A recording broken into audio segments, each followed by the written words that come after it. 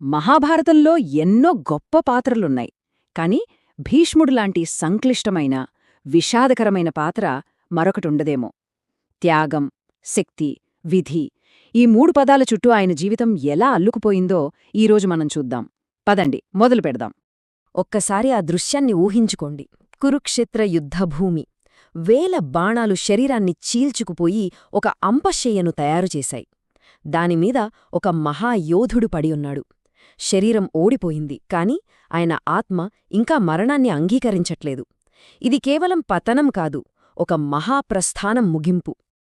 అసలు ప్రశ్న ఏంటంటే, ప్రపంచంలోనే అంతటి గొప్ప యోధుడు ఈ స్థితికి ఎలా వచ్చాడు?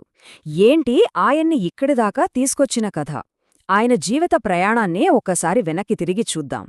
ఈ కథ మొదలయ్యేది ఆయన దేవవ్రతుడుగా ఉన్నప్పుడు.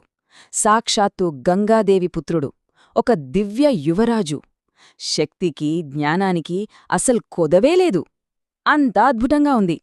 భీష్ముడి గురించి తెలుసుకోవాలంటే ముందు మనం ధర్మం అనే ఒక్క పదాన్ని అర్థం చేసుకోవాలి. ఇది చాలా చాలా ముఖ్యం. ఎందుకంటే ఆయన తీసుకున్న ప్రతి నిర్ణయం, చేసిన ప్రతి పని అన్నిటికీ మూలం ఈ ధర్మమే. ఇక్కడే కథ మొత్తం మలుపు తిరుగుతుంది. ఆయన చేసిన ఆ భీషణ ప్రతిజ్ఞ, అంటే ఆ భయంకరమైన శపథం, తన తండ్రి సంతోషం కోసం 2 పెద్ద త్యాగాలు చేశాడు. 1 జీవితాంతం బ్రహ్మచారిగా ఉంటానని, 2 హస్తినాపుర సింహాసనానికి ఎప్పుడూ సేవకుడిగానే ఉంటానని. ఈ శపథంతోనే దేవవ్రతుడు భీష్ముడయ్యాడు. తన తలరాతను తానే రాసుకున్నాడు. అంత పెద్ద త్యాగం చేశాడు కదా, దానికి ప్రతిఫలంగా ఒక వరం కూడా పొందాడు. అదేంటంటే తన చావును తానే నిర్ణయించుకునే శక్తి. అంటే అతను కోరుకున్నప్పుడే మరణమొస్తుంది. ఈ వరం ఆయన కథ చివర్లో చాలా కీలకంగా మారుతుంది, గుర్తుపెట్టుకోండి. సరే, శపథమైతే చేశాడు, కాని దాన్ని నిలబెట్టుకోవడానికి తగ్గ శక్తి ఉందా ఆయన దగ్గర? ఉంది. ఇప్పుడు భీష్ముడి బలం ఎలాంటిదో, తన రాజ్యానికి ఆయనెలా ఒక అజేయమైన రక్షకుడిగా నిల్చాడో చూద్దాం. ఆయన బలం ఏ పాటిదో చెప్పడానికి ఈ ఒక్క ఉదాహరణ చాలు. ఎదురుగా ఉన్నది ఎవరో తెలుసా? సాక్షాత్తు విష్ణు అవతారం, తన సొంత గురువైన పరశురాముడు. గురుశిష్యుల మధ్య 21 రోజులపాటు భీకరమైన యుద్ధం జరిగింది. చివరికేమైందో తెలుసా? గురువే ఓటమిని అంగీకరించాడు. ఇక భీష్ముడి శక్తిని అంచనా వేయగలమా? ఈ నంబర్ చూడండి, 10,000. ఇది యుద్ధంలో ఆయన ఒక్కరోజులో సగటున ఓడించిన యోధుల సంఖ్య. ఊహించండి, ప్రతిరోజూ 10,000 మంది.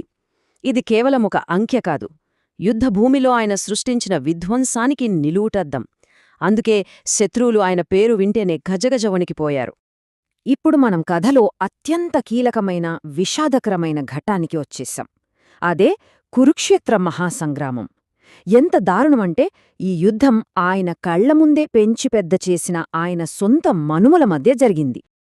అసలైన విషాదం ఇక్కడే ఉంది. చూడండి, కౌరవులు ఖచ్చితంగా ఓడిపోతారని భీష్ముడికి ముందే తెలుసు. ఆయన దుర్యోధనుణ్ణి హెచ్చరించాడు కూడా. కాని ఏం చేస్తాడు? తను చేసిన శపథానికి కట్టుబడి ఉన్నాడు.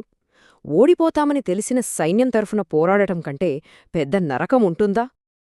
ఆయన యుద్ధంలో ఉన్నది కేవలం 10 రోజులే, కాని ఆ 10 రోజుల్లో ఏం జరిగిందో చూడండి. కౌరవ సైన్యానికి ఆయనే సర్వసైన్యాధ్యక్షుడు. ఒక దశలో ఆయన ఉగ్రరూపానికి సాక్షాత్తు శ్రీకృష్ణుడు కూడా తన అహింసావ్రతాన్ని పక్కనబెట్టాల్సొచ్చింది. ఇక 10వ రోజు తనలు ఎలా ఓడించాలో ఆ రహస్యాన్ని కూడా పాండవులకే చెప్పేశాడు. ధర్మం కోసం ఇంతకంటే పెద్ద త్యాగం ఎవరైనా చేయగలరా? మళ్ళీ మనం కథ మొదలైన చోటికే వద్దాం. అంపశయ్యమీద పడి ఉన్న భీష్ముడి దగ్గరికి. ఎవరి చేతిలో ఓడిపోయాడాయన? తాను జీవితాంతం రక్షిస్తానని ప్రమాణం చేసిన తన సొంత కుటుంబ సభ్యుల చేతిలోనే. మరణమంచున ఉన్న తనకున్న వరాన్ని ఉపయోగించి ప్రాణాలు వదల్లేదు. దాదాపు 6 నెలల పాటు ఆంపశయ్యమీదే ఉన్నాడు. ఊహించండి ఆ నొప్పి, ఆ బాధ. అయినా ఉత్తరాయణ పుణ్యకాలం కోసం ఎదురుచూశాడు. ఎందుకు? కేవలం ఒక మంచి ముహూర్తం కోసమేనా? కాదు, అసలు కారణం అది కాదు.